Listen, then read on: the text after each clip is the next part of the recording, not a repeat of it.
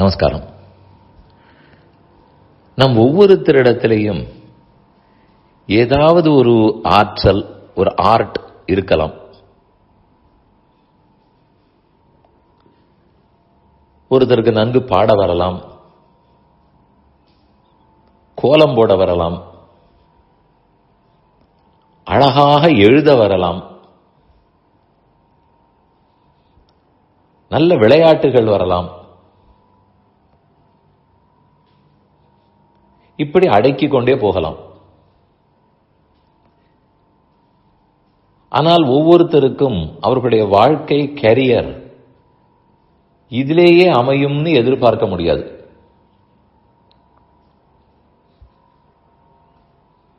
ஒரு நல்ல ஆர்டிஸ்டாக இருந்தாலும் அவர் மேற்கொண்டு ஆர்டிஸ்டாகத்தான் இருப்பார் அப்படி எதிர்பார்க்க முடியாது. எங்கு வேலை கிடைக்கிறதோ, என்ன படிப்பு வந்ததோ அதற்கு தகுந்து இருக்க போகிறார். அப்படி ஆன பிற்பாடு தனக்கு இருக்கும் அந்த ஆர்ட், அந்த ஆற்றலை மறந்துவிட வேண்டுமா? அது இனிமேல் என்ன உபயோகப்பட போகிறது? அதெல்லாம் எப்போதோ மறந்தே விட்டேன். ஆனால் அதை சொல்லும் போதே ஒரு சலிப்பு தெரியும். அது இருக்கும்போது எவ்வளவு மகிழ்ச்சியாக இருந்தேன், அதெல்லாம் போய்விட்டது, இப்போது காலை மாலை வேலை, இதுதான் என்று நொந்து கொள்வார்கள். இது ஆணாக இருக்கட்டும், பெண்ணாக இருக்கட்டும், அனைவருக்கும் பொது. எத்தனையோ பேர் பாட்டோ வாத்தியங்களோ கற்றுக்கொள்வார்கள், நன்கு வளர்ந்திருப்பார்கள். ஆனால் பின்னர் வேறு வேலை.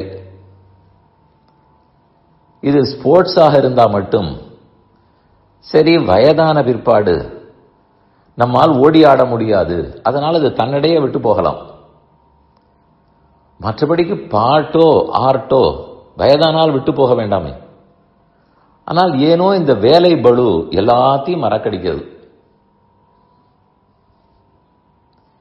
நல்ல சமைக்கும் ஆற்றல், இந்த தளிகை சாப்பிட்டால் சாப்பிட்டு கொண்டே இருக்கலாம்,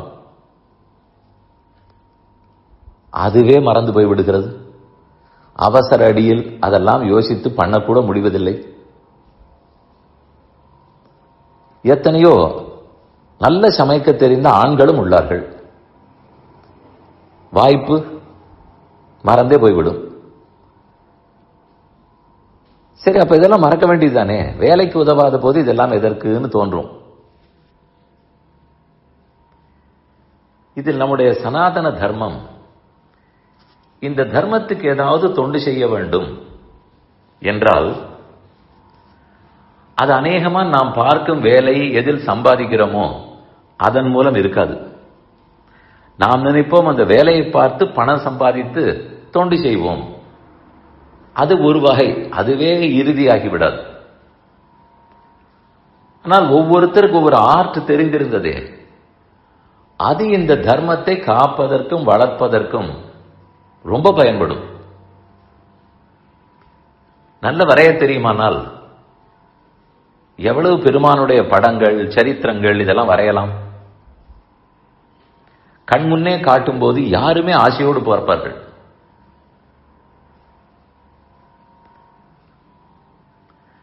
நன்றாக எழுத தெரியுமா? சமீபத்தில் ஒருத்தரை சந்தித்தேன். அழகழகாக முத்து முத்தாக எழுதுகிறார். காலிகிராஃபி எனக்கு தெரியும் என்று சொன்னார். அது என்னன்னு கூட எனக்கு தெரியாது. ஆனால் அந்த எழுத்தை பார்த்தாலே ஓஹோ, இதில் பகவான் இருக்கிறார், ஒரு நேர்த்தி இருக்கிறது, ஒரு அழகு, ஒரு கவித்துவம் இருந்தது. அதை போல் எழுதி கொடுத்தால் பல பேர் வாசிக்க ஆசைப்படுவார்களே.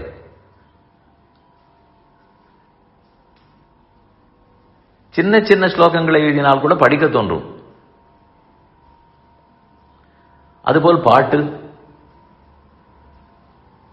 பாட பாட பெருமானை உகக்கிறார், அடுத்தவர்களுக்கு கற்றுக் கொடுக்கலாம். இதனால் எந்த ஆற்றல் நம்மிடத்தில் இருந்ததோ அது கண்டிப்பாக தர்மத்தை வளர்ப்பதற்கு பயன்படும்.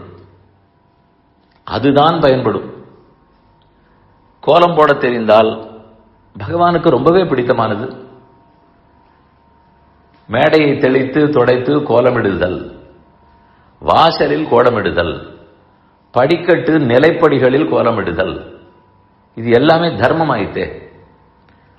அநேகமா பல ஆர்ட் வகைகளும், அது பர்ஃபார்மிங் ஆர்ட்ஸாக இருக்கட்டும், ஆர்ட்ஸாக இருக்கட்டும், இந்த வகைகள் எல்லாமே தர்மத்தை வளர்க்க பயன்படும்.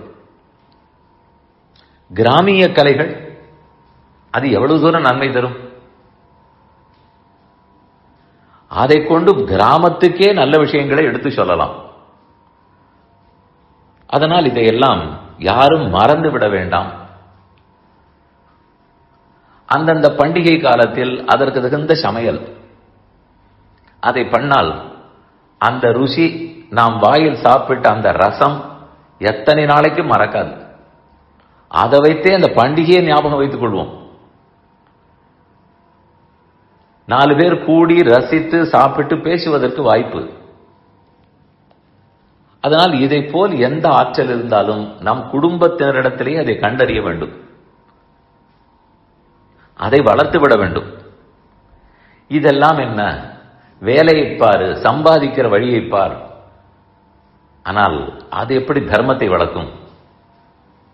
அதனால் உங்களுக்கு எந்த ஆர்ட் தெரிந்திருந்தாலும், என்ன ஆற்றல் இருந்தாலும், அதை மறந்து விடாமல், இழந்து விடாமல் காப்பாற்றினீர்கள் என்றால் அது கண்டிப்பா அந்த தர்மத்தை வளர்க்க பயன்படும்.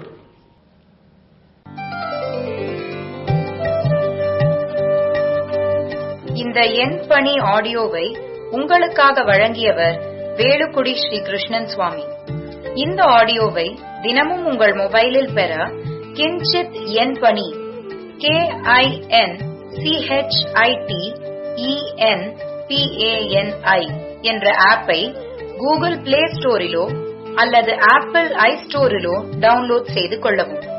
தினம்தோறும் இது போன்ற உபன்யாசங்களை கேட்டு மகிழவும்.